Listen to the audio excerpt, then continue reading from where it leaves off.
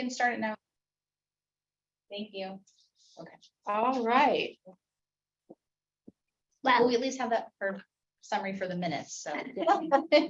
Lucky Suzanne, her excellent, whole spiel didn't get recorded, and I do. So thank you. I'm Danielle Gato. I'm a permit writer in Region 1. I'm relatively new to stormwater, so I'm not that knowledgeable about it, but everybody in this room is like way more knowledge than I do, but I'll do my best. So thank you, Suzanne. That was excellent. That was, a great summary of RDA. Stormwater is a funny thing from a regulatory standpoint. NIPD's permits are required for point source discharges of pollutants to waters of the US. Stormwater isn't the default, regulatory default is that you don't need a permit for stormwater discharges unless you are an MS4 community, a phase 1 community or a phase 2 community, you're an industrial site that discharges stormwater associated with industrial activity, or you had a permit that covered your stormwater discharges prior to 1987, or RDA. So that's kind of, if you think of the word residual designation authority, in 1999, when we were writing the phase 2 regs, we sort of looked back and thought, okay, we're going to keep this toolbox for discharges of stormwater that we know need to be controlled to meet water quality standards, and we're going to let the public be able to petition to cover that, to require a permit. So that's what RDA is. It's stormwater that wouldn't normally be regulated, but needs to be regulated because there's impairments in the water that aren't being met, and the only way to meet it. So the Charles River watershed, Mystic River, Neponset, that's a great example. The Charles River watershed has a TMDL, decades of research and water quality monitoring to show exactly what the target needs to be. And we figured out that there's no way that we can meet that target of water quality unless we regulate privately owned properties in those watersheds. So we received a petition from CLF for Great Bay, which is sort of similar, and Suzanne covered it. It's, that petition requests that we designate for needing permit coverage privately owned property in MS4 communities of a certain size of impervious cover, and privately owned properties outside of MS4 communities of a certain. And the way that the MS4 communities are generally closer to Great Bay, and the more rural outside communities are not MS4. So it's a little larger area of impervious cover. Impervious cover is, pavement, like things that the water doesn't go over, it runs off.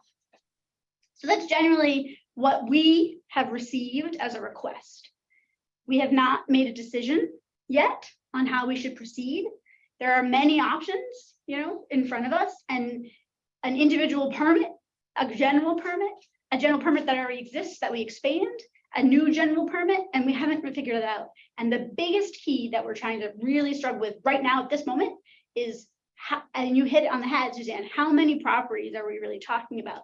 I will note that, Charles, Mystic, Neponset, the makeup of those watersheds, they're urban watersheds, they're right near Boston, is quite different than the makeup of Great Bay. And one thing that we've been doing with the help of Jamie and with DES and some other folks is looking at the land cover and land use in Great Bay and trying to figure out where are the pollutants really coming from. Pollutant load, what we're talking about really for Great Bay is nitrogen, but also phosphorus, because there's some lakes in the sort of, outside this kind of area that are impaired as well. So those nutrients, where are they coming from? Impervious cover, it depends on what kind of land use you are. So a forest has a very different nutrient load than a parking lot, which has a very, very different nutrient load depending on whether it's in a highly urbanized area or whether it's in a very rural area. And where does that water go? Does it go into an MS4 stormwater system? Does it go into a forest? Does it go into a swale that's already built there, because that's how you run a rural road? You don't have stormwater systems on rural roads, you have swales. So we're trying to figure all that out and trying to figure out how, if we do designate for RDA in Great Bay, what is the best way to do that? And CLF has offered, an example, one way that we could look at, and that's a great start. And we're starting there and kind of building backwards.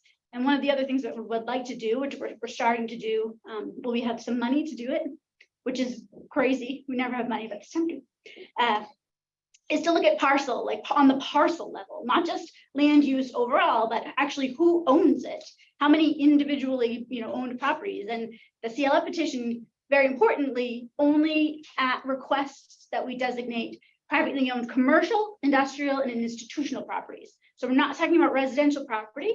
And then, so that is the request. You know, multifamily properties often have a lot of impervious cover associated with them. So what is the right level there? It wasn't in the request, but that's something we're thinking about too. But generally, in the watersheds in Massachusetts, we did not designate single family residential properties. That's just a huge amount of properties. I mean, that's another thing to think about. If we write a permit to designate for REA in Great Bay, that's how many hundreds more permittees that we have to then inspect and enforce and think about. So if that becomes thousands and thousands, you know, the multi-sector general permit is an industrial permit for stormwater. We have 1,000-ish permittees in Massachusetts, New Hampshire, and that is a beast to enforce. And so, you know, that is another thing that there's only 5 stormwater permitters in EPA in Region 1. Like, you're looking at, you know, 25% of the writing staff right here. Right. So, you know, I think that is another thing is we're trying to think about and make sure that we're making the best decision for Great Bay, because that's always our first concern is the water quality. But also, you know, if you write a permit that can't be enforced and is so huge and unwieldy that you can't enforce it, then it's not really ever going to get the water quality impacts that you need. Yeah, that was excellent. It might be helpful, I think, picking up on how do we know what we know about parcels and impervious cover? Because I know some of the communities may not realize some of the tools, like the PTAP tool that we're familiar with from MAM and some of the other resources about what the parcels are. I don't know if it'd be good Yeah. to cover that a We little can bit. do that. I had planned to cover that under how it relates to the work MAM is doing, if you don't mind. So what I was thinking is we'll cover, this is the general piece, then I was gonna have at least 2 communities kind of give their first take experience. Rochester's welcome to share as well. And then we'll start talking about really how we can dig into these things. Does that make sense?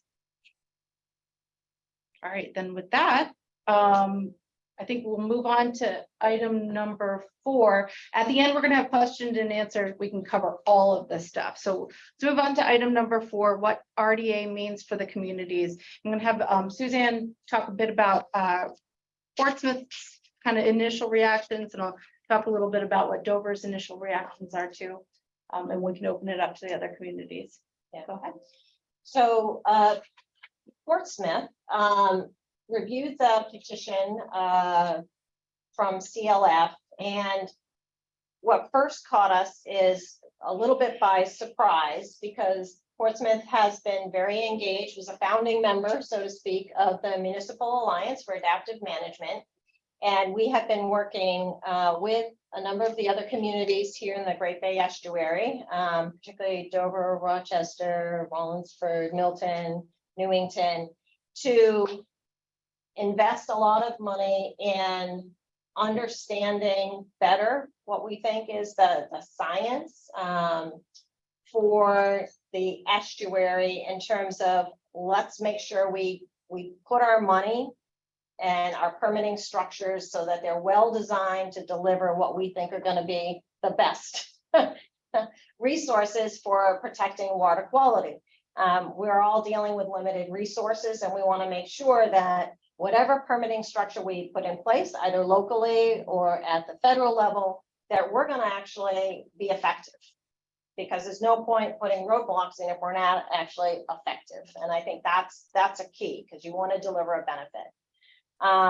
Second, we're learning a lot. I mean, I think I just had the lovely opportunity to get that summary of both the State of the Estuaries report, since I did not make the full day event, as well as the Eelgrass Resiliency Project. And it was very interesting to see what we're learning out of that. How much can we, you know, where's the tipping point on nitrogen? Is there some point where it doesn't matter how much we remove? You know, are we there yet? Seems like maybe not, so we need to keep going. But the question is, where do we get the biggest bang for the buck? We know it's often with the wastewater treatment facilities and the communities that have wastewater treatment facilities in particular have been working hard to reduce their nitrogen, where is that going to lead us? What are the other drivers like sediments? And so what's the best tool for getting sediments out of our stormwater? So kind of looking at that. So we actually thought we were going to have a few more years to kind of chew over the data, because we've been getting a lot more data with the investments we've made in science. So part of it was surprise in terms of timing. And this is something we've shared very openly in the MAN meetings and with others, that we kind of felt we just kind of pulled the pin maybe a little too soon. But obviously, Conservation Law Foundation had a different view on that. But that being said, we, the MAN communities, have been doing a lot of work. We've been making upgrades to our wastewater treatment facilities. We've been making sure that our projects, both our own municipal projects, have stormwater, water quality sort of pieces to them. We have updated our regulations at the planning level to make sure that any redevelopment that happens has good stormwater management pieces to them, water quality related, not just a volume issue, but a quality piece. And looking at doing more enforcement at our local level to make sure that those, detention ponds and those other structures and pieces are actually maintained, wanting to see those maintenance plans. So we've got a lot of those pieces that we're doing, but we're not, we know we're not isolated, and we recognize that maybe not all the small towns are doing what they can and should be doing, perhaps, to deal with the pollutants like Portsmouth is dealing with the pollutants. So in one respect, we're looking at the RDA petition and saying, well, we're doing what we should be doing. The question is, are the smaller communities doing what they should be doing to regulate their private land, as well as to look at even their own actions as municipal town government? So we're evaluating, that's kind of the landscape for us. Portsmouth was in the process of looking at developing a stormwater utility so that we could further regulate and both encourage and enforce more stormwater management on private property. We've kind of put that on hold while we wait to see how this petition plays out, in part because if we develop a regulatory structure at the local level to really sort of work harder on the private side properties with regard to stormwater, we want it to be at least not inconsistent with what's done at the federal level. Because that's very important. We don't want to have inconsistent standards and incentives. We see that as burdensome. I think the other piece we are having conversations about, and I think our EPA representative did a good job kind of flagging that issue, which is housing. We all know we have an affordable housing issue here, particularly in the Seacoast. And if there's going to be a new regulatory structure rolled out, the question is, how do we deal with multifamily housing? We certainly don't want to discourage it, but of course, if you were to build something in Portsmouth, you would be subject to, right now, our fairly strict regulations with regard to how you manage stormwater off of potentially very large parking lot that is supporting a 50-unit development. So we're trying to find that, sort of feed into the conversation. How do we work with this? We know we have certain goals we want to meet, and how do we achieve those? The other piece that we've kind of struggled with in this request is the sort of push to regulate the private properties that are not under redevelopment right now. So take a church that's got a large parking lot. If that property is not under redevelopment, does it make sense, given their contribution, to push that change, or wait until it naturally gets redeveloped? And I think that's, for us, we see a lot of redevelopment in Portsmouth. So consequently, on the one hand, because we see so much redevelopment, do we just wait until that redevelopment happens in its normal course, knowing we already have the local planning tools to make sure that the redevelopment occurs with all those stormwater features that we want, to treat it better. And I think that's a rubbing point a little bit. And again, maybe for Portsmouth, it's easier because we do see so much redevelopment. So it is going to change and improve over time. Yeah, so those are kind of the challenges that Portsmouth is looking at. So on the one hand, we're glad that this petition is engaging the other communities that haven't been to the table, who haven't been part of this conversation. Because we think there's a lot of value for the other communities to kind of look at what they can and frankly should do to protect water quality. Great, thank you, Suzanne. So I'm going to share a little bit of kind of Dover's initial reactions.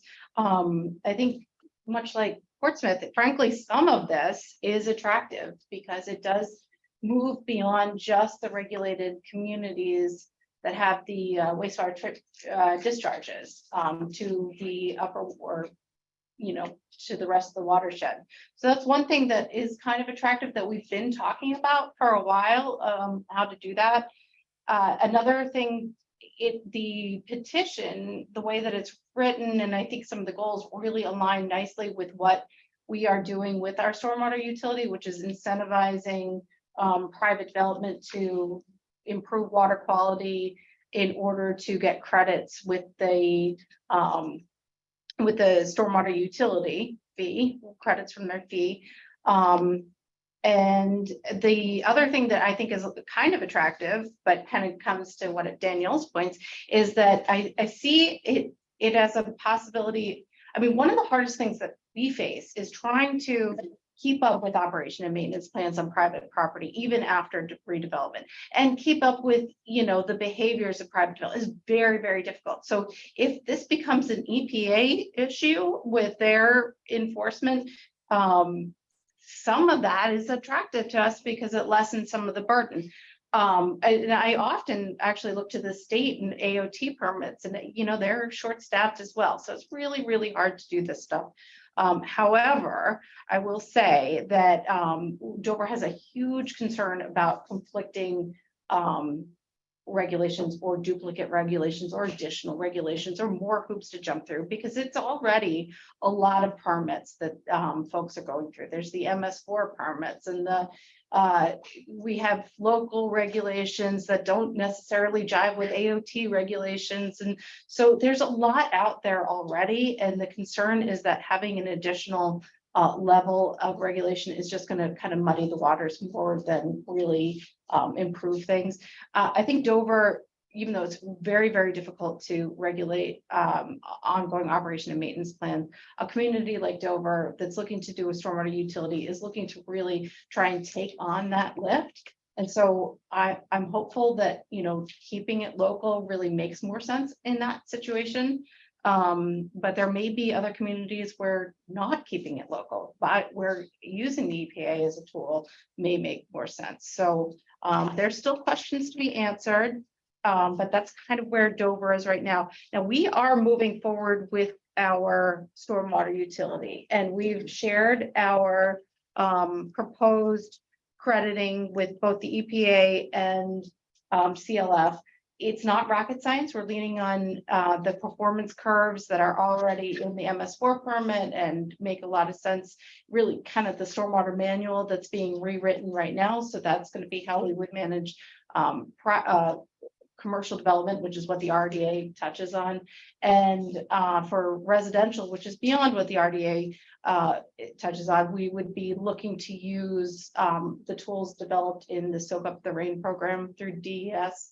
So we did share these with both CLF and EPA, and there were no immediate red flags back from them, which we wouldn't expect there would be, because these are kind of already established things. So that is Dover's kind of take on the RDA. Any other communities? Do you want to share, Katie? Sure, I'll just share for Rochester that we have a lot of the same questions and concerns as Portsmouth and Dover. I couldn't have worded it better. We have made a lot of progress individually and through our work with the MAM.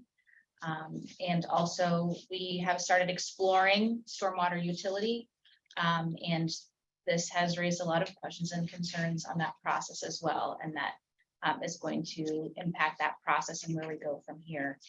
I don't know if our staff have anything to add, or if Renee, our consultant on the PTAP side, has anything to add, but again, very similar takeaways. We have a lot of questions. The timing is difficult. Well, the progress we've made with MAM, and if no one has anything else to add, anything I missed, maybe this is a good time to talk about how this relates to the work that MAM's been doing, and also the smaller communities and how they could fit into this. Yeah, absolutely. All right, yeah, go ahead, Milton. Chris Jacobs, town of Milton, here, next to me off the screen, probably best. To be honest with you, from a small community perspective, we suffer the same issue that a Dover, Rochester, Somersworth is suffering. That is, you have so much staff that you can put to these things, and you're already chasing your tail on MS4 and a host of other things. And it just, from our perspective, it would be, first we'd have to ask why. We're an MS4 community, but we don't have the industrial base that 1/100th that Dover, Rochester, and Somersworth does combined. Not that we want it, we understand it. We're different, but we have to ask, why are we chasing our tail under this overspreading burden when we don't have but 1/100th of the industrial area that you folks do? So in other words, the effort for us isn't going to be worth the result.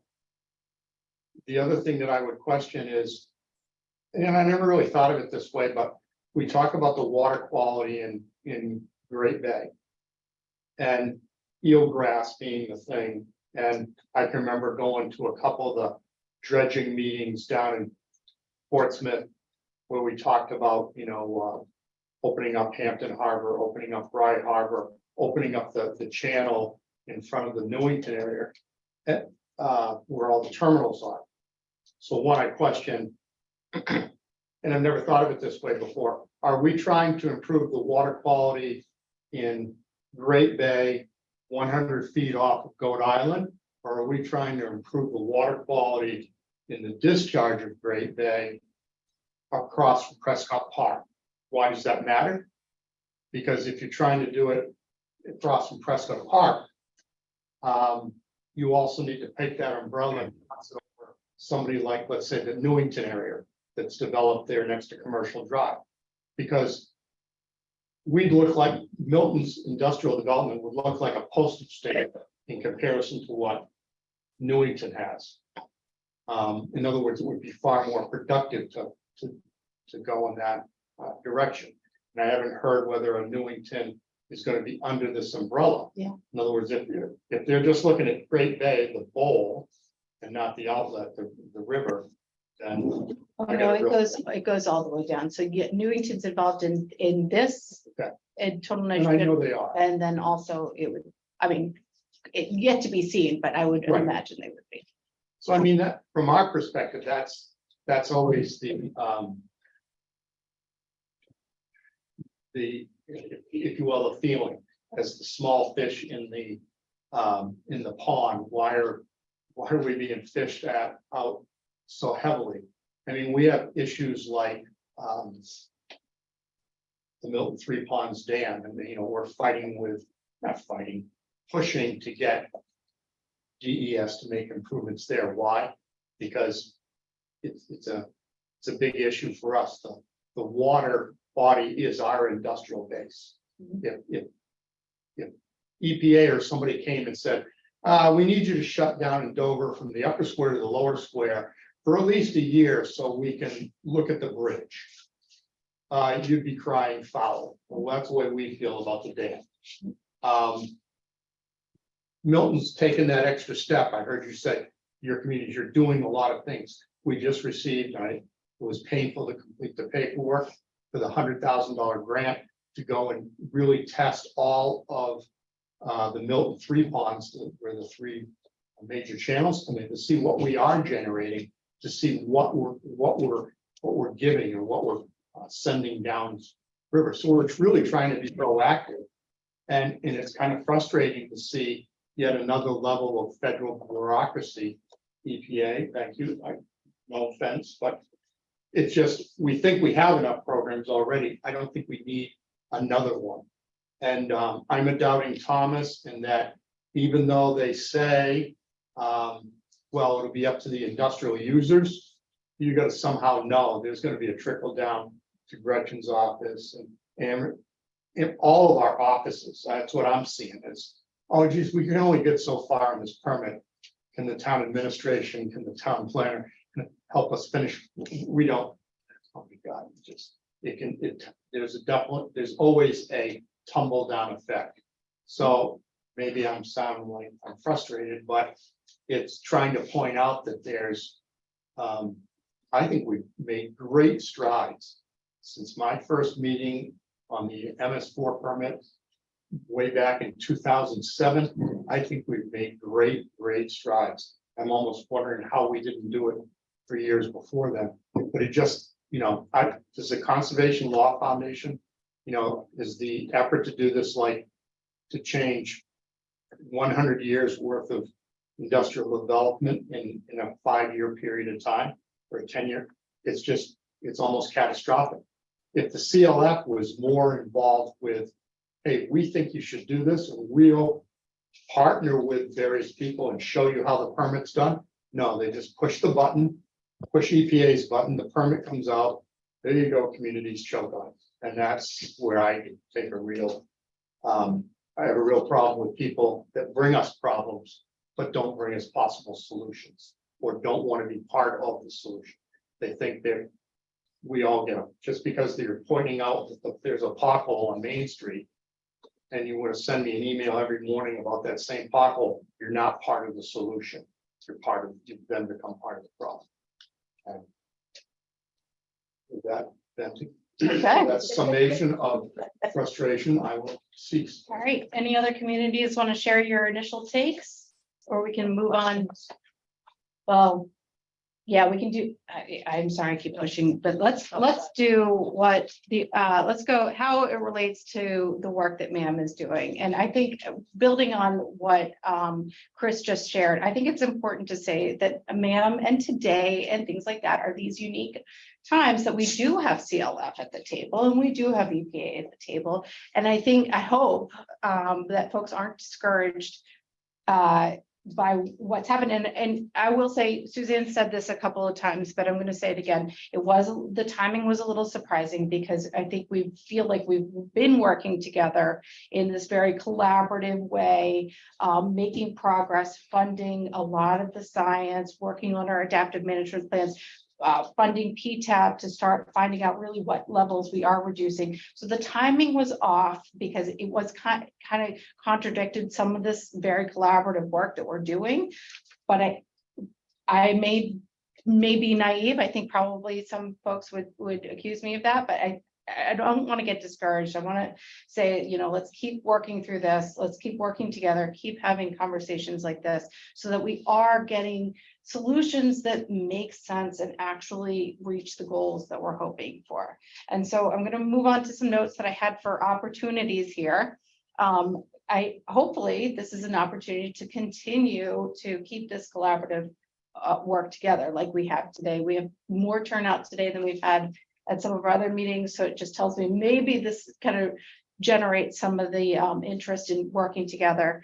I think MAM in particular has an opportunity to keep soliciting feedback from EPA. We're so fortunate because Danielle said she's 25% of the team. So 25% of the EPA Region 1 team is in this office today or in this meeting room. So that's amazing. And we can't do that one individually. We just can't get her time for 2 hours individually all the time. So this is just such an opportunity to kind of keep that working back and forth. And the hotspot data and the data analysis, I think having, another thing that's come up is that I've been sometimes these meetings are too technical or too difficult, but it's true. These meetings do get technical and they do dive into the weeds, and I think it has to. This is a time that we do this.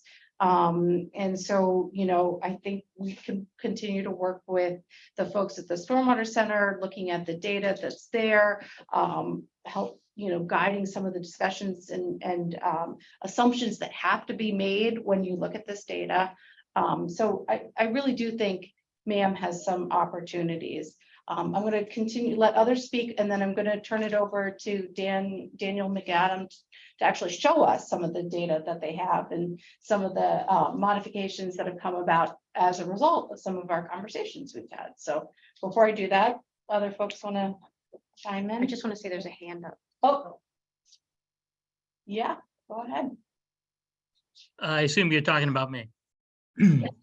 This is Michael Sununu. I'm chairman of the select board in Newfields, one of the towns that have been involved in the general permit. A few comments about this overall, and you know, you were asking for first impressions. The first one that struck me when I saw the CLF petition was that all these communities just entered into the general permit.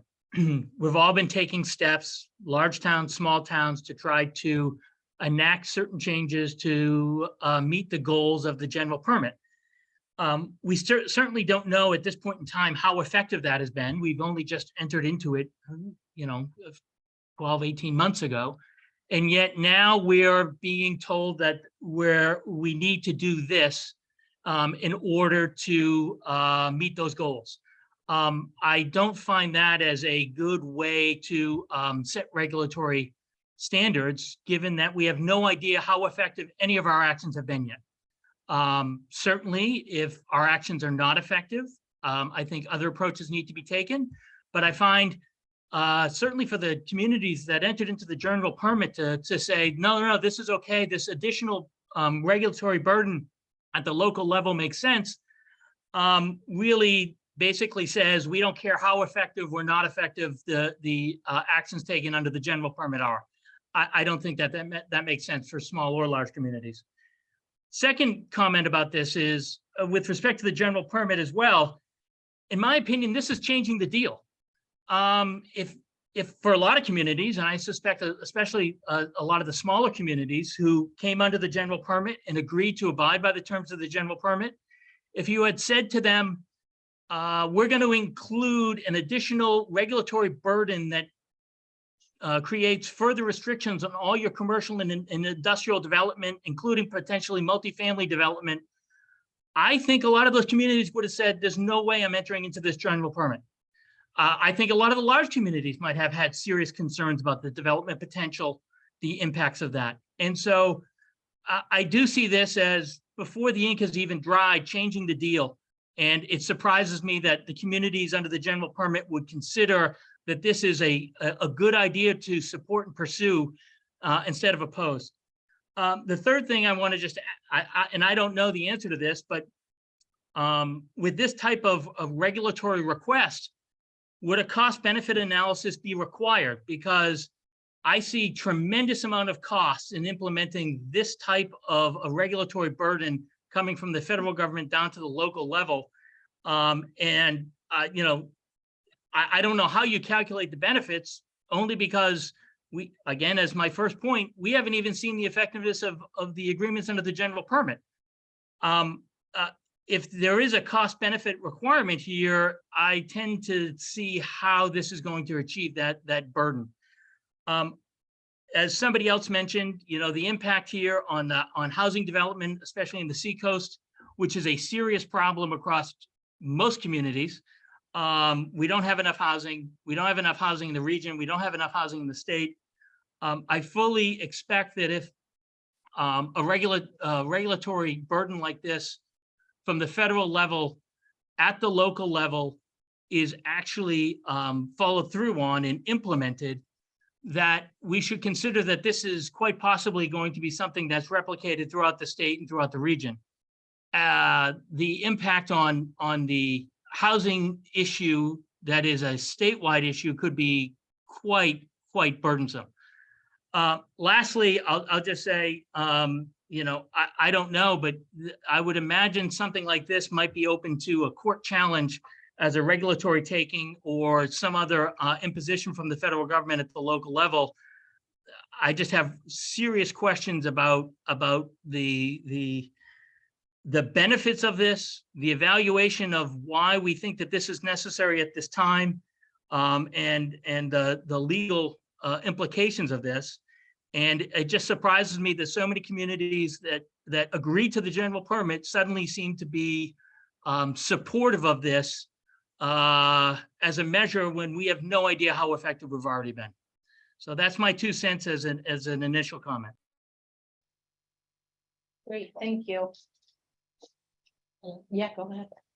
So, thank you. I just want to respond that I think, and I'll speak just for Portsmouth, I would say we do not support, but nor do we oppose at this point, the RDA petition. We've kind of flagged that we have some serious concerns, as you heard, and that we were certainly surprised by the timing. So you shouldn't, I would say, don't misinterpret our sort of careful language to say that we support the petition. I would tell you, if we could roll things back and someone had consulted me first and say, hey, what do you think about the timing now? And I would have said, what? So I think Portsmouth has been open that we certainly, like you, were expecting that we would have a longer period of time to really evaluate how effective the new permit structure under which we're all operating and pursuant to which the MAM group got together. We certainly wanted more time to see what the data would show, what the science would show, see how effective we are. So just to be clear on that point.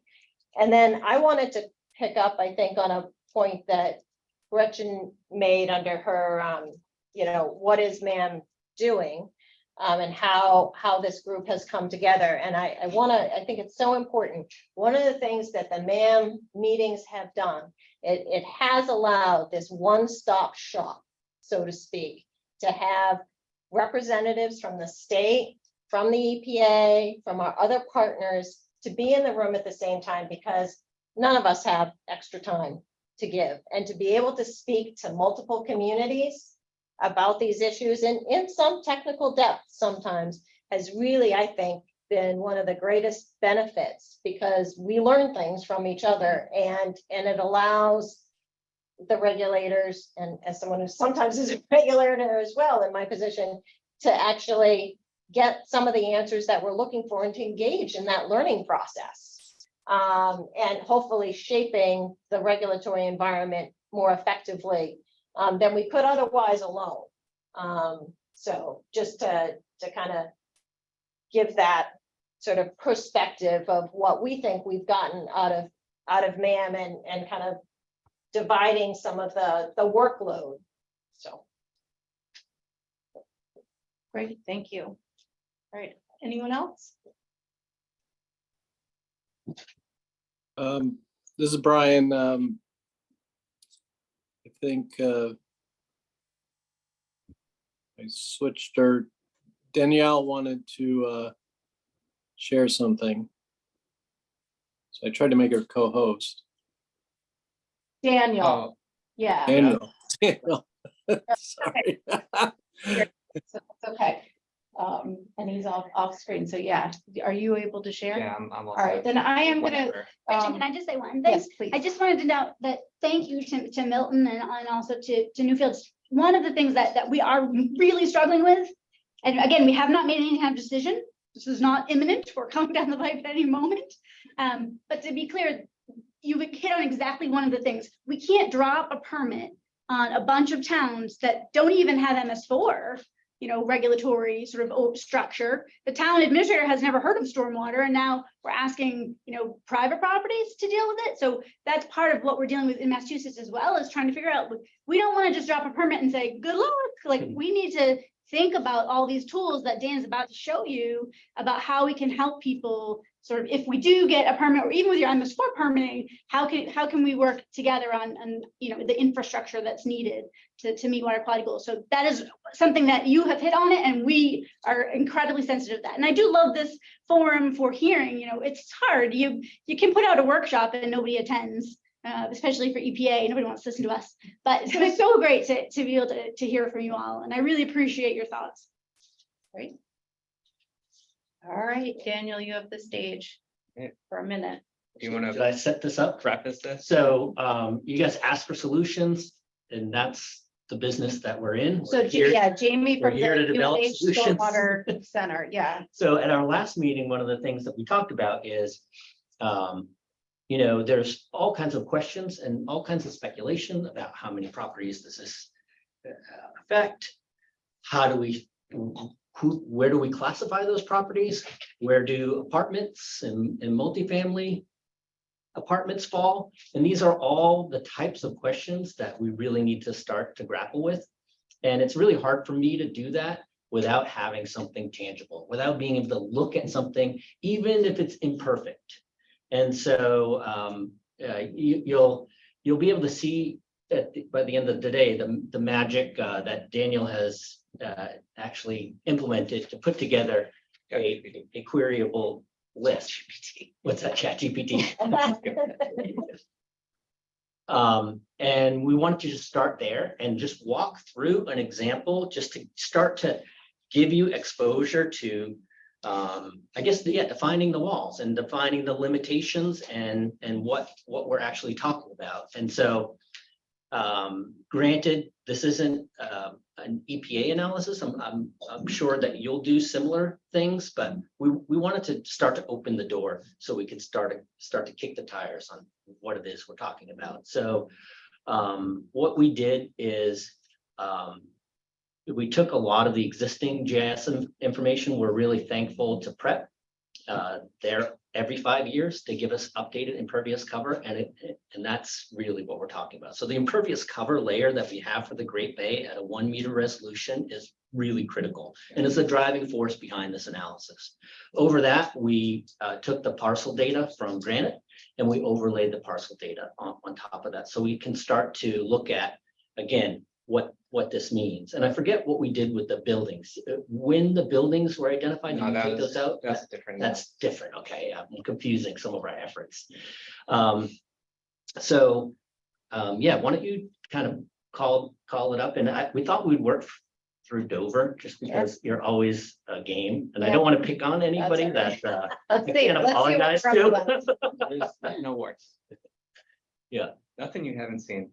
So again, this is just the beginning, and we envision kind of a subcommittee, and it would be great to have EPA and CLF on that committee. It's a real benefit. I mean, RDA could be unprecedented, but this type of collaboration, I think, is unprecedented as well. And I would love to show you the maps, but I can't run it on my little laptop. Oh. It crashed a couple times trying to open it.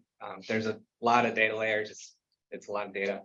And we have this debate all the time. When we talk to the GIS people, they're like, how can you put your attribute table back in a map? I'm like, what do you need the map for? It's like the attribute table has all the data, has all the information. So we're kind of at odds. I don't know. You could map this and it might be a benefit. I Maybe think there's so. some I think patterns. so. Sure. And so Yeah. we That's have all this data. If there's things that you want to look at, let us know, because we're just kind of exploring this. Yeah. This all starts in GIS. It's the watershed of the entire Great Bay. So that's why you see Maine at the top, because they're in the Great Bay watershed. For the analysis, it's all filtered and taken out, but we're starting with all of the data so that later down the road, if we need to come back and say, wait, what about this? It's all here, so we can always come back to it. And with some of these GIS tools sometimes it's hard to have, there's a no back button. So as you move and consolidate data and kind of condense it, you sort of lose access to it. That's why we want to start with everything. And then we could, we envision going through this maybe with a smaller group is to identify what actually we want to include and the reasons why. Because again, if you get rid of it, you can't go back. Yeah, so it is the full table. You'll see a couple columns are hidden, and that's kind of the in-between data that isn't helpful for this conversation, but it is all in there. So we have state, which of course, we're just going to be talking about New Hampshire, so that can be filtered. The Huck 12 watershed, if that's important later down the road. This is a big one, MS4. So whether or not you're an MS4 community to be able to filter that as well. And then we have the parcel ID. So this is the New Hampshire GIS ID. So this can be tracked basically, and you can look it up in the database. The land use code, this is one of the ones that we have questions about, and that has come up with the commercial, industrial, and institutional. And those have different words in different databases. So one of the tasks is to all agree which ones are actually to be included in this analysis. Street address. Down the road, we're going to need to be able to locate these parcels. And the big one is the impervious cover. So as Jamie clarified earlier, we're only looking at the impervious cover. This is not the total parcel area, only the impervious cover within that parcel. And then I just have a last column here that's RDA. And sure. So the second one down. Is actually my backyard. All right. You have it down as zero impervious. Where's the building? Is that not considered? Zero impervious, but it's 0.004 acres. So So this is in acres. the other thing here is when you start, so there's a lot of processing in GIS data. Sometimes that parcel could have, it could be split up. So that property that you're thinking of as a solid property could actually have 3 addresses, 3 unique GIS labels, and you're only looking at one of them, right? That doesn't amount to much. So I guess it all prefaces on the fact that this data is only as good as it's been QC'd. We're not going in, we're not verifying that. There's a solution, so that let them put out the RDA permit. We give everybody their own separate street address. They all only have 3,000 square feet of impervious, and nobody has to comply with the permit. Well, yeah, I mean, I think that's kind of where we're going. And well, and to get to this point, the next column is whether or not it falls under the RDA. So because it's near zero, it's under that year 1.5 or 0.75 acre limit, so it's excluded if it goes through. Just a hypothetical one. Just Right, hypothetical. Yeah, from this hypothetical. And again, yeah, we should couch this, that there's, at every point, we could stop and we could have a really vibrant and meaningful discussion. Yeah. This is just sort of a big toe in the deep end. Yeah, and the really where this shines is not at the individual small scale site. This is 85,443 parcels. Will the So- RDA also apply to Maine? That is a great question. Yeah, Because. The petition did not request that. Okay, because one half of my issue is, From a scientist, Right across so the street. standing apart from a regulator, it rains in Maine, Understood. I think. yeah, So it seems arbitrary and it goes into the Great Way. So it seems arbitrary to not include Maine. That does raise a lot of regulatory hurdles because Maine is a delegated state, so they write their own NPDES permits. So they would, if we designated in Maine, Maine would have to write that permit and enforce it. And so Maine doesn't always love us, so part of that is getting them on board. But that is a great point, and I 100%. that's why we were also frustrated. I didn't include that in my comments, but we just look across the river and that's the Wild West and do what they want to do. So Daniel, can you just get through Yeah. the sorting? Because Sure. I do want to give a high level. Now, if you're interested in this, please come talk to us because, I mean, this is stuff that we spend a lot of time on. So, Yes. Uh, So I guess I'm gonna skip to this real quick. So that first column, these are all the different land use categories. So every single parcel has one of these categories. So this is where we'd have to make sure we're all in agreement about which ones are commercial, industrial, resident, institutional. Yeah. Some of them are really obvious, like the ones labeled industrial or commercial, and then there's some that are mixed use or unknown Yeah. and a little ambiguous. So those are really the questions that And now you can see where some of the formative work is, Yeah. and I think it's really valuable to have input on these so that we're all in agreement and it's transparent. Because oftentimes this happens in a cubicle somewhere. Yeah. Right, someone said, oh, this sounds good to me, and then it Speaking gets of which, baked in. I have done that. Yep. But I can show you. So this is just a pivot table, which takes that big table and you can filter out anything that you want to look at, and it gives you a list of every property and their total acreage. So the filters are at the top. So I'm only looking at New Hampshire because I only have parcel data for that for New Hampshire right now. The towns right now is showing all of them, but we can pick on one if we'd like to. And then the land use, I've already selected ones that seem obviously commercial, industrial, just to start the conversation. So I'm not adding my opinion in here. And then whether or not it's RDA, which is just a filter if it's greater than the 0.75 acres or 1.5 acre threshold based on the MS4. So should we, Dover. where do you want to go for here? Filter Dover, let's see how. All right. that goes out. We can make this table available as well. I mean, Yeah, but that'd we be want- awesome. We want it to be useful. Dover, and there's the address for every single one. You Yep. can probably guess the largest acreage, the top three. Liberty Mutual always comes up. So no longer. being So Dover. the total would be 139 parcels, and that's 377 acres of impervious total. Cool.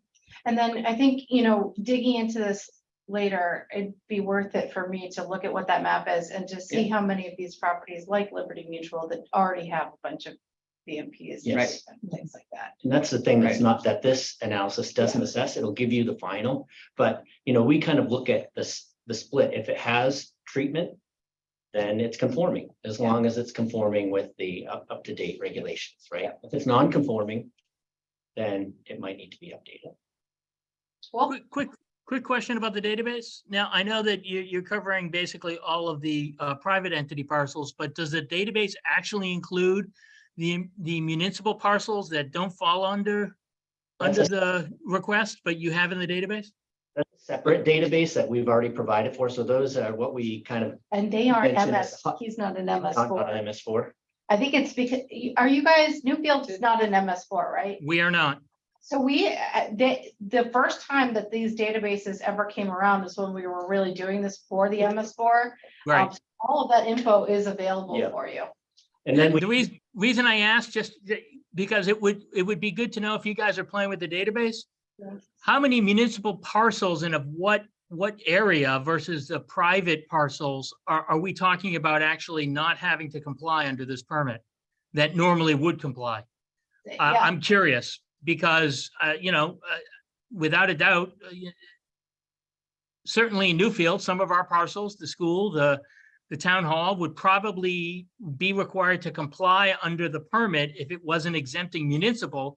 And I'm curious how much or what percentage of this basically is being avoided on the municipal side? Not that you have to answer now, but I'm just saying as you go through your database, it might be a good data point for everyone to know. they're 1.5 acres because they're not an MS4, Okay, which it doesn't matter, but so I there's, can update that. yeah. There's your new fields. Actually, it shows more than, because you guys are 1.5. yeah, so you, right, Fives. we, Just 3 less, 4 less. Yeah. Yeah. So it'd only be 7 parcels? Yeah, I know all of those. Anyway, cool. Thank you, Daniel. Yeah. So you're gonna be able to make that available for us to pick through. Yep, definitely. Cool. and I would recommend, like, if this is useful, that we do form some type of a subcommittee so that, again, the assumptions that need to be made aren't trivial. And they should be intentional and strategic and discussed.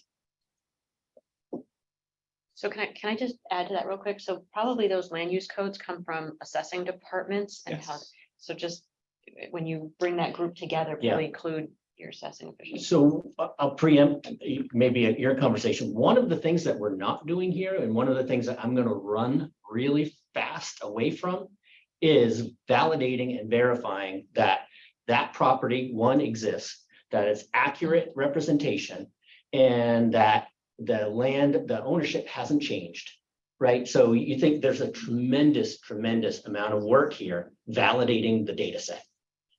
And There's so we're taking 85,000 parcels, just for reference. So we're just taking, the data at the value of the data. And we're taking it with all its warts and trying to, give a quick estimate and a relatively cheap estimate of what you're dealing with. So we can tell Newfields you're dealing with 7 properties. But there's ownership and there's validation behind the scenes. So under this, thinking about Newfields, thinking about Milton, like when I drive through Newfields, I'm amazed how, it's an industrial site, but it's surrounded by farmland. And then an industrial area is surrounded by farmland. It's hard for me to perceive how some of those industrial sites could actually impact, let's say, the Swampscott River. So I can answer that, or I can let Go you for finish, it. sorry. Yeah, no, So in the performance curves, we have this thing called impervious cover disconnection. And so what it does is, in the old days, we used to talk about directly connected impervious cover, DCIA. Mhm. Thankfully, we don't talk about that anymore, because it's like, it was like, if you really want to get my nerves riled up, the DCIA is a trigger word for me. Instead, we're looking at a general analysis, and we can use the impervious cover disconnection curves to get rid of that. So if you identify a site and it has 1 acre of pavement discharging to 4 acres of impervious, we can credit that as being disconnected. We can do that with the existing curves. And in my mind, it's a much better approach, because the Sutherland equations, which the DCIA is all based on, that was developed in the 80s when we still did satellite derived impervious cover. And we get a blob for a HUP 10. Now we get 1 meter resolution data, so we can be much more accurate at identifying. so is it possible if this RDA comes out, that those sites that even though they exceed the 1 acre Yes, are, absolutely. totally exempt because, Well, not exempt, but they'll use the existing tracking and accounting tools in order to demonstrate that they meet and are compliant. So I think, exempt is kind of a strange word. We can demonstrate compliance. okay, I think that's probably better. I mean, that's that, in my mind, I Newington, the spray plant, Milton Index Packaging, way out in the boonies. Yeah. How does that piece of water even remotely get there to the water body unchanged? I can tell you, it's impossible, so. Okay, well, then I somewhat feel more comfortable about. I agree with Mr. Sununu, that I don't like more regulation. Yeah. Tacked on because we haven't seen any results, but at the same time. For a very rural community, it could sound like the RDA could be a low burden. a very low burden because you. Felt much. Work.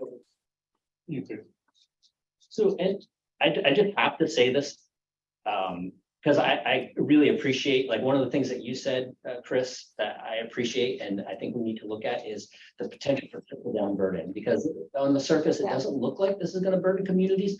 But if one of these large properties gets pulled into RDA, and then you have to review and permit it at the local level, then that's something that I didn't initially think about. So I think some of these are really valid concerns and need to be discussed, but the whole idea of RDA was to bring in people. You guys are around the table, you're doing things, you've made significant strides moving forward, and it's not to penalize you, it's to bring other partners into this that are non-conforming. Like, and I could pick on the malls, right? I mean, what an eyesore. Those are 1970. But those are 80 covered, detention so, ponds. but to push back on that, that is covered by this general permit, because Newington is not MS4. Total nitrogen general permit brought Newington in, required them to be well, I guess it doesn't require, but they are covered by the redevelopment regulations. And so As they redevelop. as they right? redevelop, they will, and we know they Right. are going to. So then the question is, when we first looked at redevelopment, it was about 3%. So 3% of your properties, and that was in the Durham area where we have rampant redevelopment. And only 3% were getting. Well, covered. 3% annually, it was about our redevelopment rate. Oh, 3% of commercial industrial. Yeah. Really? So, but that's the question. I keep going back to that one quote from the State of the Estuaries presentation, when it's like, we have to do everything that we can do in order to prevent the uncertainties around things that we can't predict and we can't control. And so, I look at this as I'm sensitive to the Charles too. When you do the analysis, and some of you have done this analysis too, you can't get there from here. You can't meet nutrient allocations at the bay with current tracking and accounting, right? And so that's the question. It's not to say that you haven't done enough. You guys, above and beyond, I'm so proud to be associated with this group. And for me, this hasn't happened anywhere in the country. Like, this is pretty groundbreaking across the country. That said, we need municipal partners too to come into the fold, and they need to be part of our solution as well. So my interpretation as an outsider was that this wasn't something on you. It was something that would potentially help, bring other people in, lessen the burden on you. So that was my perspective, but I heard you.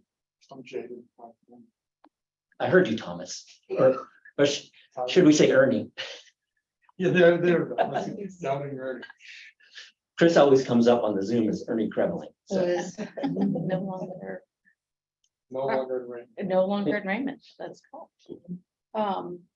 We've certainly gotten here, but let's keep those questions, and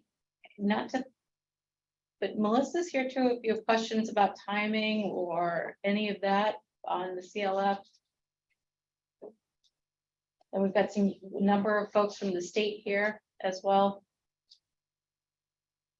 Yeah, at whatever point it fits in your agenda, I'd love to be able to discuss Yeah. Go ahead. a lot of things and answer some questions and make some clarifications. So if this is a good time. Perfect. Yeah, and I want to thank all of you for leaning into this and trying to understand what it means and what it doesn't mean. And thank you to MAM for creating a space to have this opportunity to learn together. So I want to underscore some of the comments that Jamie has made, which indeed this is not a punitive measure at all. The idea of this residual designation authority and the reason to petition EPA to use this tool under the Clean Water Act is to complement the total nitrogen general permit, not to replace it or to punish the communities in any way who are already regulated by this total nitrogen general permit. But let's recognize that there are only 12 communities in New Hampshire that are regulated in the Great Bay watershed that are regulated under the total nitrogen general permit. And there are 42 in the watershed. So that means there's a whole lot of communities that are not doing the work that you guys are doing who are part of MAM. There's no requirements except the MS4 requirements that would create a structure for large amounts of impervious surfaces that are discharging pollutants and contributing to the impairments to be part of this collective work that we're all engaged in to improve water quality and the health of our rivers and bays. So the residual designation authority isn't, again, it's not to punish or to apply just to you communities. It's to create more equity, to bring more communities into this. Every community, every large, especially these large paved properties, are contributing to the problem, and they should be contributing to the solutions. So residual designation authority is a way to create more equity and to reduce the burden just on the 12 communities that are part of the total nitrogen general permit. You already have a federal permit and you're already leaning into this work to tackle stormwater and non-point sources of pollution in addition to the work you're doing at your wastewater treatment facilities. But let's bring other communities into this process. So that's one thing. This is applying to the entire watershed. Just want to really double down on the clarification that we have not requested EPA bring residential or municipal properties into this regulatory scheme. We completely recognize that we have a housing crisis in our region, in our state, and we do not want to apply any additional regulatory burdens that will exacerbate the housing crisis. So that was very intentional to not include residential, to make this apply to commercial, industrial, and institutional properties, not residential and not municipal. The third point I want to make is that in many ways, this should be seen as, and I think Gretchen kind of pointed to it, is this takes the burden off of municipalities and puts it on to the private landowners that own these large properties with large amounts of impervious surface. It's Danielle and EPA who should be saying, oh, please don't do this, right? It's putting the burden on EPA to regulate those properties, not the municipalities. So this is, again, to ease the burden on municipalities from carrying all the load to improve water quality in the Great Bay Estuary.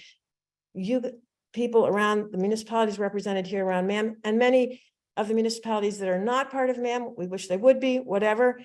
They're already doing a lot through MS4, through through TNGP, through your stormwater ordinances, the communities that have adopted stormwater ordinances that apply to new and redevelopment. Those properties will not be regulated under RDA if they're already achieving effective stormwater management. So this is to, again, shift responsibility to the private landowners who are contributing to the problem, let them contribute to the solutions as well. I want to clarify that, again, I know there's a lot of redevelopment happening in certain areas, like Portsmouth, I know has a lot of redevelopment, other maybe Durham, but if we wait for redevelopment, or if we hope that redevelopment is going to solve our stormwater related pollution problems, we're going to be waiting a very long time. So as Jamie noted, 3% per annum in Durham alone, you know, that means we're going to be waiting, you know, what, 30 years for all properties to be redeveloped to come under stormwater management. We don't have that much time. We don't have that time. And I think the State of Our Estuaries report underscores how important it is for us to move quickly to bring down the pollutant loads in the estuary that are, you know, that are causing all of our water quality impairments. So stormwater management ordinances are fantastic. It's fabulous that so many communities have adopted them, and they will apply to new development and redevelopment, but there still leaves a whole lot of properties. And I think that the analysis that Daniel and Jamie are doing is going to be super helpful, of properties that are non-conforming. They are not being redeveloped. They have no best management practices, and they're just dumping pollutants into our rivers, bays, and streams every time it rains. And you take a year like this, and that's a whole lot of pollution. Okay, so the last thing I want to, two more points.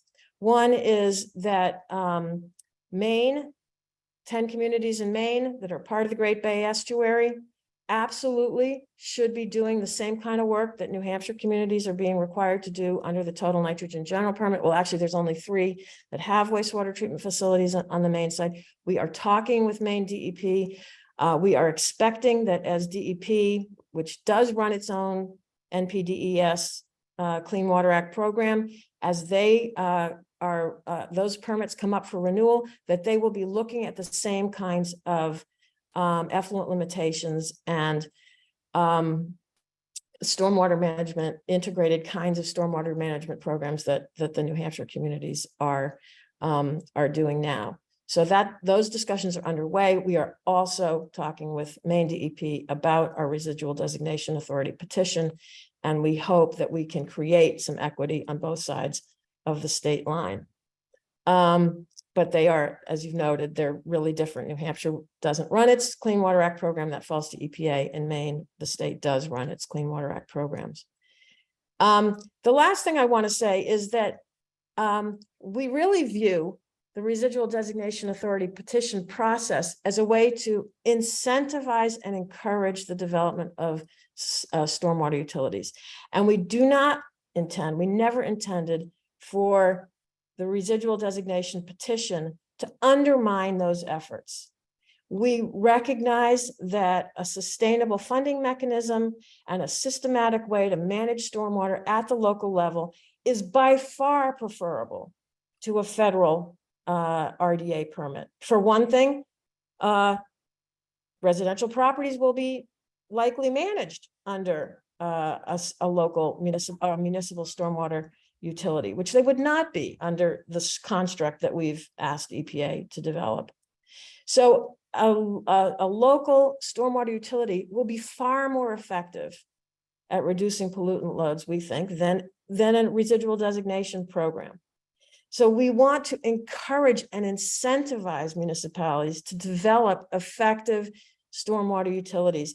And this RDA petition is kind of a catalyst. We hope it will be a catalyst for communities to do this, to take the road that Dover is taking, to continue to do the work that Portsmouth has begun and that Rochester has begun, and to say, how can we manage this locally, effectively, create a revenue stream that supports our stormwater work and achieves important water quality improvements.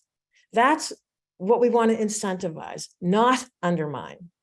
And we are talking with EPA about creating a framework by which EPA could exempt municipalities that develop stormwater utilities that will achieve water quality improvements so that they do not need to be covered by a federal RDA. So we're actively exploring this kind of mechanism, and I really hope that, I know there people around the table have a lot of questions and concerns and perhaps some, feelings that, oh, that CLF, trying to upset the apple cart, we're doing all this work.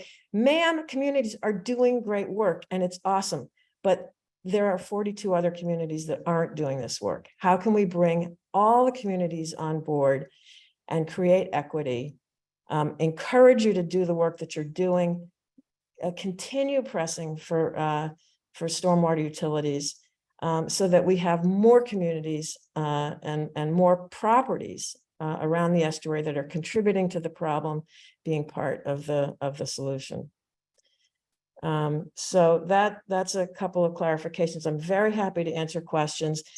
As far as the timing question, that's come up over and over again. Why now? We thought we're doing so well. It seems like we should wait till we have more data.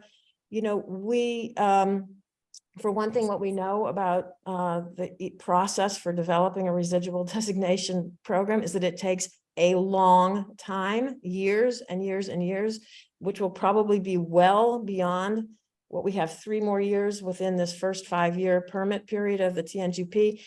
There are 2 avenues, they're parallel, there's crosswalks between them, but one doesn't preclude the other.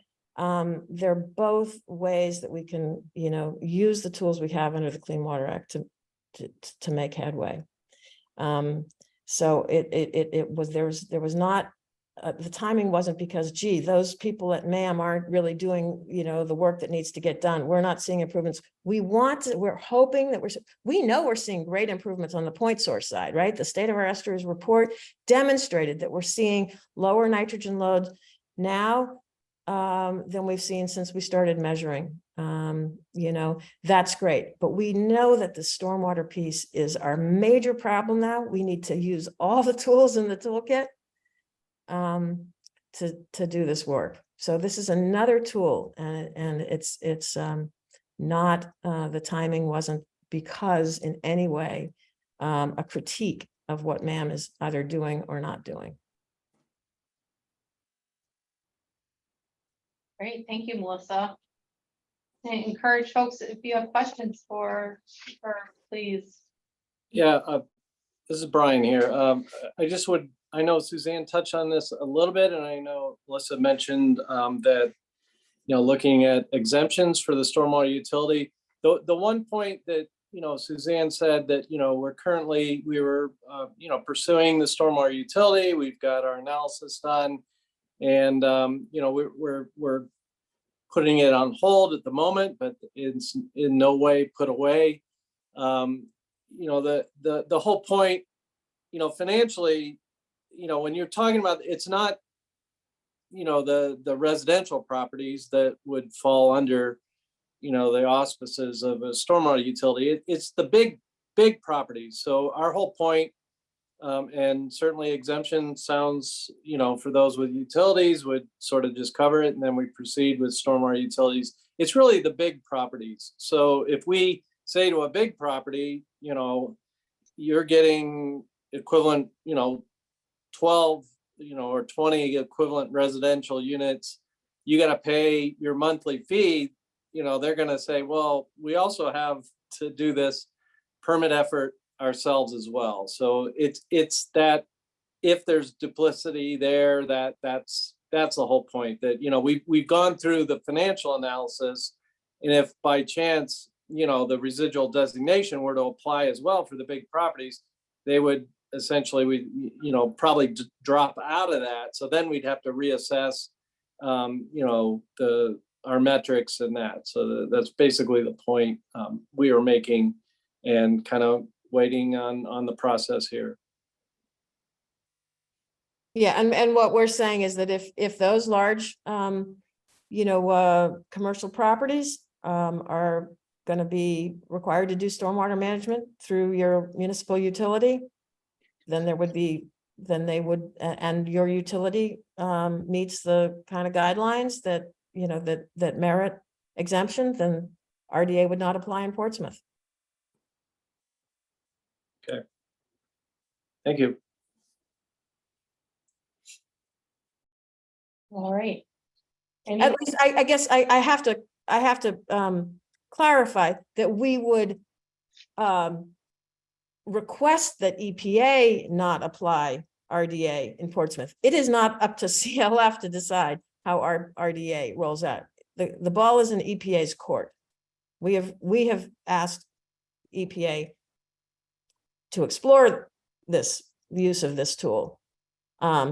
So I just want to clarify that it would not be for us to determine where, what applies and doesn't, but we would, if we can create a construct and a framework here, that's what we would request EPA to pursue. Question. Yeah. So if the EPA elects not to enforce or go with the RDA, what will the CLF do?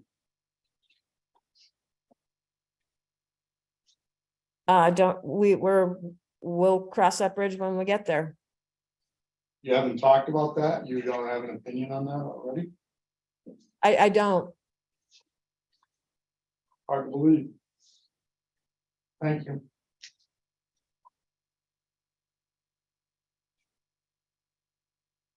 Any other questions? The same sort of caveat to doing the data analysis is that it would just be obviously up to EPA ultimately. So, doing a subcommittee would be helpful, I think, in informing EPA on some of our local, understanding. But yes, ultimately the ball is in EPA's court for sure. And for the Charles watershed, we did a lot of outreach prior to the designation, and we haven't written the permit yet. We're sort of working on that now, but we did do the designation. But we wanted, and we want to hear from the communities on what their concerns are and how they would see this affecting their property owners. So I expect that will happen and be rolled out before we even designate, if we do. that was gonna be one of my questions. If there are folks either who are on the call now or those, I know I got a lot of notes from town managers and administrators. Hey, I can't make the meeting, but can I watch it on Zoom? You know, can I watch it afterwards? Is it recorded? They might want to know is there someone to whom they might direct comments or inquiries? I know it's an early stage. You're not at the formal taking comment period. But is there still either a point person or should we give some direction about where they might share some view that might be helpful to have earlier in the process rather than later? Yes, you can email me. So maybe what we could do is make sure in the minutes that we put your contact information and Yep. maybe could you speak it now? So Yeah, it's Can we put it, yeah, or Yeah. put it in the chat? Yeah. Daniel. it's just gato.danielle Yeah. at epa.gov.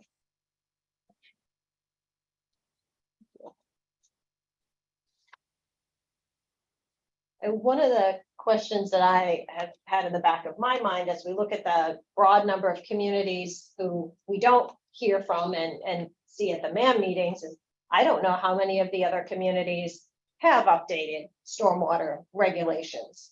So that might be an interesting data point to know, because, you know, Portsmouth has had, you know, pretty robust stormwater regulations for quite some time, and then we've tightened them and tightened them and tightened them over the last few years in response not only to MS4, but just our own understanding of how we want to control what's entering the stormwater system or shutting off site. And we continue to have these conversations also on residential properties, because obviously as houses get bigger, as that happens in Portsmouth, that moves water differently and has its consequences as well.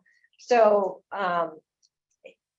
you know, I think, you know, Well, to that point, interestingly, that has been a topic in the MS4, and we just talked about that, Okay. and we will talk about that more, but just with the MS4 community, so I think not. PREPA has that data on who, I don't remember, Yeah, is it it's just 2020 maybe? Yeah, it's 2020. Yeah. But they do have, like, of all the communities in Great Bay, who has ordinances and what size their thresholds are and things like that, even non-MS4. Yeah, okay.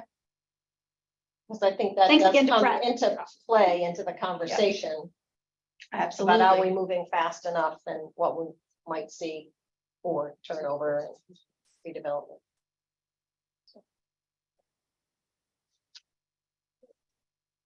All right, well, if you have comments, certainly send them to Danielle. If you have other comments that you don't want to go directly to EPA, feel free to email me, and I can share them through the MAM group if that's helpful.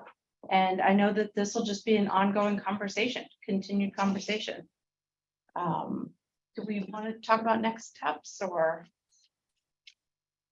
I would expect, given the level of interest, that probably for the future MAM meetings that we have, this will probably be a placeholder, Okay. at least in terms of what's the update, Sounds good. if there is an update.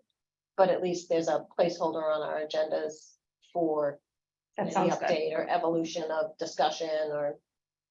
I like that. I would just make a request that we select a subgroup of people that are really interested in rolling up their sleeves and kind of digging into some of this data. So, I mean, we just scratched the surface today, so that would be helpful if we anticipate continuing to move this forward to a usable product. Yeah, I'll volunteer just because Dover's doing it for the utility right now. So I'm happy to be part of that initiative for sure. And I can reach out to Portsmouth and see if we have the bandwidth to find a person to participate. I think one of the most challenging pieces is gonna be that mixed use. What are we, given what we're seeing, at least for development, and I think Dover's as well, which is you have first floor is your retail, commercial, your restaurants, and then you've got your residential on top, where I know we're changing our zoning ordinance right now to further regulate our largest parcels of over an acre to require more affordable housing, to try and get that incentive bonus. You can go up higher. And I certainly don't want to see any of those tools that we're trying to implement to get workforce housing you know, be undermined by any of these other efforts, although obviously we want water quality. So, yeah, I think that I see as one of the trickiest pieces, given the types of development we're seeing or on the parcel, it has, you know, yeah, mixed uses on that same parcel. Gretchen, I see that we'll be discussing the adaptive management plan at the September meeting. Mhm. And for the communities that are here today, this is Katie Ambrose from Rochester. I'm not on the video. That aren't members of MAM, I encourage you to, if not attend, watch the video or read the minutes of our September meeting and also our upcoming budget discussions as well. You got a good glimpse today of the benefits of participating in MAM in terms of the collaborative discussions that we have together and everyone that's at the table. But also as we talk about the adaptive management plan and next year's budget, you can get a look at all the things that we're funding and also how we take into account your size and relatively the scales, amount of contribution based upon the size of your community. And so how much bang for your buck you can get, so to speak, we'll be talking about in real time very soon. So I'd love to see more people just seeing that process and observing. Katie, I think them came in the chat. Might just be your email. I think it was Oh, Madbury. Gianna Gelsey. Yeah, maybe if she wants to unmute or whoever. Yeah, I mean, I was There we just go. adding, I was just adding the comment simple because, I just wanted to give a different point of view because I was listening to, there seemed to be a big difference between how towns were addressing this based upon kind of like the population size. And I just wanted to add another point of view from a town like Madbury, which is pretty small. It's primarily residential. And when I was looking at what this was, I suspect a fair chunk of the 42 communities may be exactly the same way with Madbury. We don't have a sewer system. We don't have a stormwater system. So these kind of, no matter what you do in this one, isn't going to affect us very much, but it's still something that I'm glad that we're hearing about. So as you, I don't know if the people who are at the live meeting probably don't see what's in the chat. I was just simply saying that since we don't have a sewer stormwater system, it's residential, we don't actually have a lot of parcels that will actually fit that designator of being greater than 0.75 or whatever. And we already have a system in place for how much impermeable surface we permit and require them to do something about stormwater if we give them variance. So I just wanted to give it, because people, you're asking for more information. I just wanted to give you another data point. Yeah, thank you.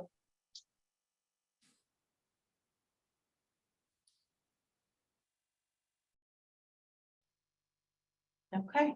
One other thing, building on a lot of this conversation today, is that in order to show EPA and CLF progress that we're making, please put your information into PTAP. I recently sent out an email to all of our development that went on this year, to folks that I have, just reminding them to do that, because we'll do a snapshot at the end of this month and then present that in the September meeting. So it's important. and put your non-structural stuff in, and Put we your can non- get you the link to the recording because we did that training session. So should I send that to you, Gretchen? Or Yeah, Yep. send it to me. I'll put it out there. Yep. But yeah, getting your non-structurals in, getting everything you can, because we want to show what a good job we're doing. We talk about it. Let's show it with the numbers. And just a reminder too, if you have consultants that are applying for accounts and you don't hear back from us, someone should check in with Jamie or me, because we do get a lot of spam. And sometimes people slip through the cracks. Oh, is that man. what's Gretchen happening? just did that yesterday. you and sent I that went to me in and I'm on like, a yeah, couple all of accounts those I checked people. off Yeah, with all you, of those but there was, something like we got one that was like puppies and farms at whatever or something. So we do get spam. So sometimes if we don't respond, it's because we're like, And if you do have a wacky email, like I remember Deb came in as goofball 40 or something. I'm like, that's definitely in the trash bin. She's like, Yeah. "Oh, that's me." That's So, funny. yeah. Yeah, so yeah, just get in touch with us and we'll fix that for you. So. perfect. You know, we screen, we're the security, We're we the- screen for Russian yes. hackers. You know? That's scary. And it's scarier that I want into PTAP. I really. Okay. It's kind of a lot sometimes. Seems to be the end of the week. Yeah. I think we've sort of gone into, I think, Melissa, did you have anything else to add in stakeholder comment? I'm trying to make sure I touch on everything. Yeah, and we've kind of gone into public comment, but if anyone else wants to add anything, please do. All right, other business? All right, then we're gonna schedule our next meeting for September. Let's figure out.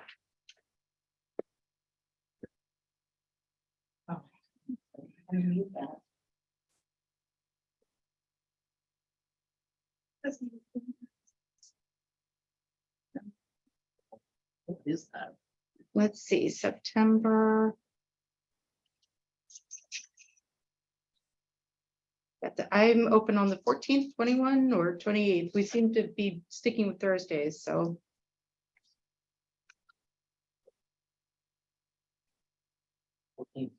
14th, we're gonna do middle of the month, that works. And is this a good time? 1 to 3? Yes. 1 to 3, and does anyone want to host? Okay. Hearing none, let's, well, we can do it in Dover. Or I don't mind doing it. You wanna do it, Milton? Just, I never volunteered. Is it's like maybe it's farther such a away. little fall or something. Yeah, Dover's nice and central. You're right. We'll get it, we can do it in Dover. I'd rather bring cookies. All right. Molten. I know.